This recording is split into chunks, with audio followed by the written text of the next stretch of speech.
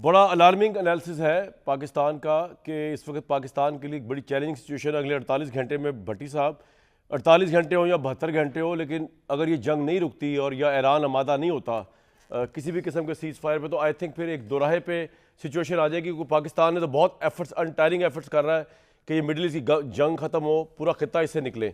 ये situation sir अगर आ गई तो पाकिस्तान क्या करेगा भट्टी साहब?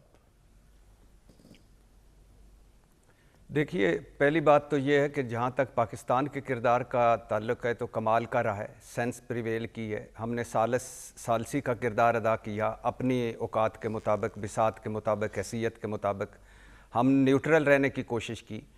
और अगर खुदा न खास्ता ऐसा मौका आया कि जहाँ हमें एक धड़ा चूज़ करना पड़ा, तो जाहिर है पाकिस्तान ने जहाँ जाना है, बदनसीबी होगी कि इस जंग में सारे मुल्क इन्वॉल्व हों और पाकिस्तान भी कोई फ़रीक बने। क्योंकि ज़ाहिर है हमारा मक्का मदीना है, हमारा दिफाई पार्टनर है और हमारा जो मुश्किल वक्तों का दोस्त है सऊदी अरब, कोई शक नहीं। लेकिन ये बड़ी बदनसीबी की बात होगी, बदकिस्मती की बात होगी। और शायद यही अमेरिका और इसराइल चाहता होगा कि ना सिर्फ पूरे खित्ते के मुल्क इसमें इन्वॉल्व हों, बल्कि हम भी किसी ना किसी तरह इन्वॉल्व हों। तो ये उनका मकसद पूरा होगा, अल्लाह ना करे कि ऐसा मौका आए। दूसरी बात यह है कि ईरान ने जंग नहीं शुरू की और ईरान जंग नहीं लड़ रहा। ये जो नंगी जहरीत है ये अमेरिका और इसराइल कर रहे हैं, ये उन्होंने जंग शुरू की है। और ईरान ने तो सिंपल सादा सी कहा है कि आप गारंटी दे दें कि दोबारा हम पर हमलावर कोई नहीं होगा और हम दोबारा हम पे कोई हमला नहीं करेगा। तीसरी बात ये पाइपलाइन की, कौन जीता है तेरी जुल्फ के सर होने तक, पैसों से सारे मामले हल होने होते तो हो चुके होते अब तक। अच्छी बात है, कर लें बाईपास करके, मैंने भी सुना है और पढ़ा भी है कि ये होगा। लेकिन ये कई बार मनसूबा ज़ेरे आया, बहस आया, कई बार इस पर बात हुई। और जब किसी खित्ते में जंग हो और दूसरी तरफ एक आराम सुकून के साथ गैस पाइपलाइन बिछ जाए तो बड़ी बात है।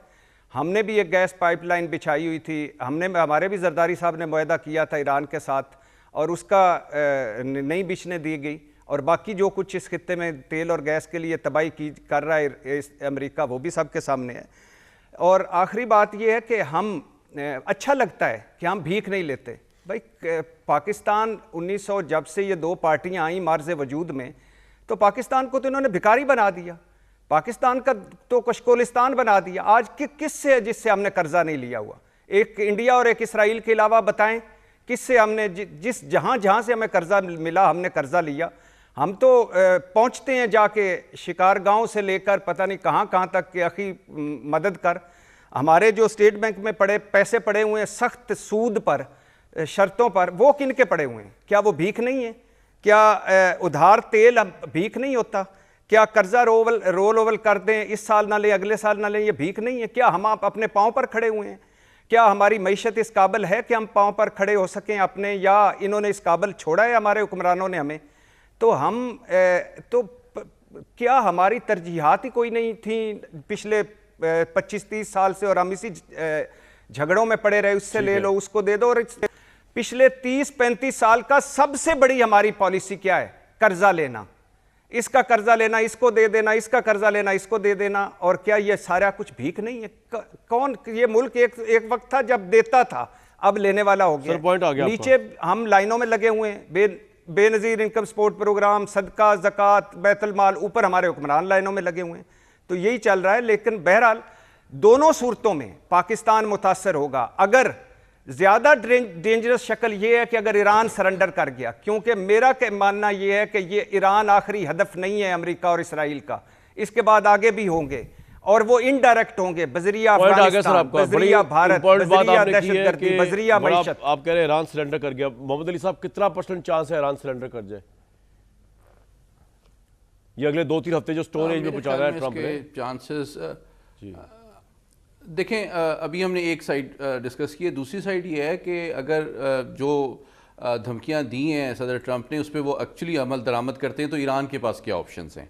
देखें, ईरान के पास 2 ऐसी ऑप्शंस हैं, जिस तरह अभी चौधरी साहब ने कहा, मैं उसको थोड़ा सा आगे बढ़ाता हूँ, जो कि आलमी तवानाई और आलमी अमन के लिए एक्सेप्टेबल नहीं है। लेकिन time is on the side of Iran. देखिए, ताकत पैसा, टेक्नोलॉजी, माइट तो अमेरिका के पास है, इसमें कोई शक नहीं है, इंसानियत की तारीख की सबसे बड़ी ताकत है। लेकिन ईरान के पास वक्त है, अगर ये 2-3 हफ्ते वो गुजारा कर लें, वो सरवाइव कर जाएं। दूसरी बात ये है कि अभी हूतीज़ भी जो हैं वो एक्टिव हो रहे हैं। अगर देखें 20% तेल और गैस हरमज से निकलता है। अभी जिस पाइपलाइन की बात हो रही थी वो रेड सी पे निकलती है। अगर हूतीज़ जो हैं अरब ममालिक पे रेड सी के जो वहाँ पे उसको बंद कर देते हैं, और तो दुनिया की 40% तवानाई जो है वो बंद हो जाएगी। तो अगर हम अभी 400 रुपए का पेट्रोल की बात करते हैं तो ये 500-600 पे चला जाएगा, और फिर अमरीकियों को भी ये पेट्रोल जो है बड़ा महंगा मिलेगा। ये बात हकीकत है क्या? मेरी बात सुने सर, नहीं, मेरी अर्थ सुन लें। अगर हमें इतना नुकसान हो रहा है और हमारे नुकसान को बचाने के लिए डोनाल्ड ट्रंप अपने खर्चे पर, अपने टैक्स पेयर के खर्चे के ऊपर अपनी मैरीन्स को मरने मारने के लिए वहां पे उतार रहा है, तो जाने दें इनको वहां पे, ताकि अपना हुर्मुज़ का तो मसला हल हो ना यार, वन वे और दी अदर वे, ताकि हमें तो ना ये प्रॉब्लम हो। मैं इसका कोई फैटा लगे जरा। जी देखें, हूतीज़ कौन सगे हमारे? देखें जहां तक तेल की बात है, देखें जहां तक तेल की बात है, अमेरिका उसमें खुद कफील है, उसकी तेल की सप्लाई पे कोई फर्क नहीं पड़ता। लेकिन देखें अगर ईरान की तेल की प्रोडक्शन फैसिलिटीज तबाह की जाती हैं, तो ईरान भी जवाब में जो अरब ममालिक की तेल की प्रोडक्शन की फैसिलिटी है, अगर उनको तबाह करता है, तो ये 40% तेल की बात नहीं है, ये तो तेल चंद महीनों के लिए दुनिया में अवेलेबल ही नहीं होगा सिवाय अमेरिका के।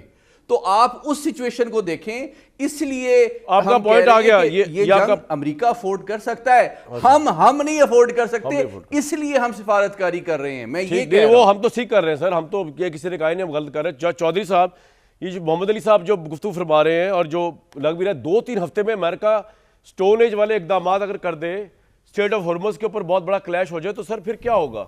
जी सर, देखिए इसके जंग के अंदर ना 3 फ्री कैन है। एक ईरान है जिसके ऊपर अटैक हो रहा है, और दूसरा अमेरिका और इसराइल है, ये दोनों जो है अटैक कर रहे हैं।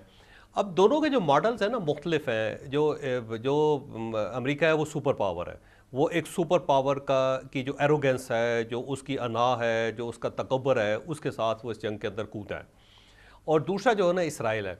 अब इसराइल को अगर आप पिछले 10 साल में उसका एनालिसिस करें तो आपको ये चीज़ पता चलेगी कि वो किसी मुल्क को फतह नहीं करना चाहता, वो सिर्फ़ और सिर्फ जो उसके दुश्मन हैं उनकी ज़रा डीग्रेडिंग कर रहा है। मसला गज़ा के अंदर हमास थी और हमास से उसे मुसलसल ख़तरा था, तो सबसे पहले नेतन्याहू ने कतर के ज़रिए उसको पैसे दिलवाए। हर महीने $30 मिलियन कतर की गवर्नमेंट जो थी हमास को देती थी नेतन्याहू के कहने पे। और जब 2020 में जब 2020 में कतर ने पैसे देने बंद किए, तो नेतन्याहू ने ख़त लिखा उनको, और साथ मोसाद के 2 अपने एजेंट्स, 2 जनरल भेजे, और उन्होंने कतरी फैमिली से जाके, उनकी रॉयल फैमिली से जाके बात करके वो किस्त बहाल करवाई, और $2 बिलियन उसने 5 साल में हमास को दिलवाए, और फिर हमास के ज़रिए अटैक करवाया इसराइल के ऊपर, जिसमें 1500 लोग मारे गए। और उसके बाद उसने गज़ा के ऊपर अटैक करके जो हमास थी उसको मुकम्मल तौर पे ख़त्म नहीं किया, लेकिन डीग्रेड कर दिया। अब उस डीग्रेडेशन का नतीजा ये निकला कि हमास दोबारा जो अटैक नहीं कर पा रही। सेम इसी तरह उसने हिजबुल्लाह के साथ किया। सर ईरान पे आ जाए, ईरान के साथ वो 2-3 हफ्ते में क्या ऐसा कर सकता है चौधरी साहब के ईरान सरेंडर कर जाए? ईरान को सिर्फ इसराइल डीग्रेड कर रहा है कि अगले 10, 15, 20 साल तक ईरान दोबारा इसराइल के ऊपर अटैक ना कर सके। असल इस जंग के अंदर जो फंस गया हुआ है वो अमेरिका फंस गया हुआ है और डोनाल्ड ट्रंप फंस गया हुआ है, और इस जंग को दुनिया की सारी पावर जो है इसे नवंबर तक खींचना चाहती है। वो चाहती हैं कि डोनाल्ड ट्रंप नवंबर तक फंसा रहे यहाँ पे, और ताकि वहाँ पे इलेक्शन आ जाए। इलेक्शन हो जाएंगे तो उसके बाद डेमोक्रेट्स आ जाएंगे। जब डेमोक्रेट्स की ज़्यादा पोजीशन स्ट्रांग हो जाएगी तो इसका मुआवजा शुरू कर दिया जाएगा। तो ये इस जंग के अंदर जो है इसको नवंबर तक खींचने का मतलब ये है, ये आपने बड़ी लार्मिंग बात की है कि नवंबर तक अगर मामला चला गया तो चौसा भी तो बड़ा मामला लंबा हो जाएगा। मैं ब्रेक से आने के बाद पूछने की कोशिश करूंगा कि नवंबर तक मामला जा सकता है। और उसके अलावा ईरान के सदर ने अमेरिका के अवाम के नाम एक हैरत अंगेज खत लिखा है, उसके मैं आपको खत पढ़ के सुनाता हूँ।